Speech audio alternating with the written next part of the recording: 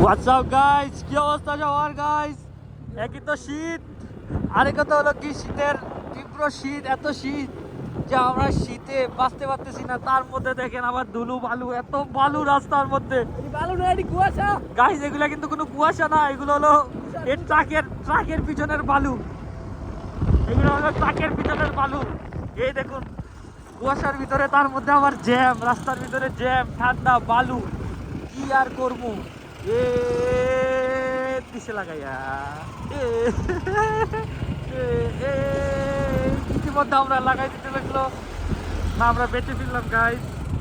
আপনারা দেখতেই পাচ্ছেন আমরা কতটা বাজে একটা রাস্তা দিয়ে যাচ্ছি। দেখেন রাস্তার কোনো শৃঙ্খলা নাই, কোনো কিছু নাই, যে যেদিক দিয়ে পারছে ওদিক দিয়ে ঢুকাই দিতেছে গাইস।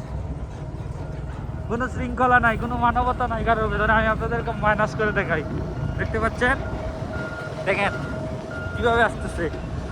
দেখেন এক পাশে রাস্তা হচ্ছে, আরেক পাশে রাস্তার কাজ হচ্ছে, তীব্র কুয়াশা, তার মধ্যে বালুর স্রোত, ও ও ও ও ও ও ও ও, তার মধ্যে আবার রিক্স, সব কিছু মিলিয়ে আমরা হলাম রিক্স।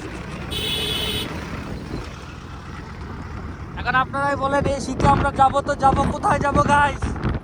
আমাদের যাওয়ার কোনো রাস্তা নাই, রাস্তা দিয়ে বাইক চালাতে পারতেছি না, শীতের সুতরাং বাইকে আমরা ঠিক মতো চালাতে পারতেছি না গাইস।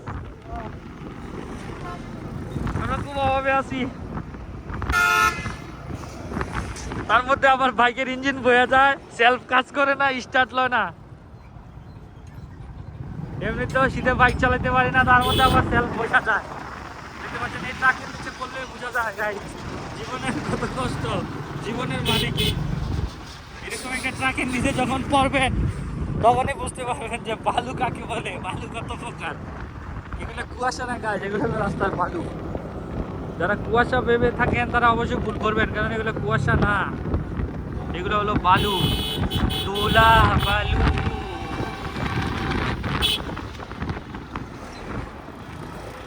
এতটুকুই আপনাদের মাঝে আমি তুলে ধরলাম, বাকিটা আপনারা দেখেন গাইস। যে একটা বাজে রাস্তা দিয়ে আমরা প্রতিদিন চলাচলা করি এই শীতের মধ্যে, দেখতে পাচ্ছেন এটা কিন্তু হেলমেট না, এটা কিন্তু একটা ক্যাপ, এটা হেলমেট না। হেলমেট হেলমেট ভেবে ভুল করবেন গাইস, এগুলো হলো ক্যাপ। তীব্র শীতের কারণে এটা পরা। ধন্যবাদ।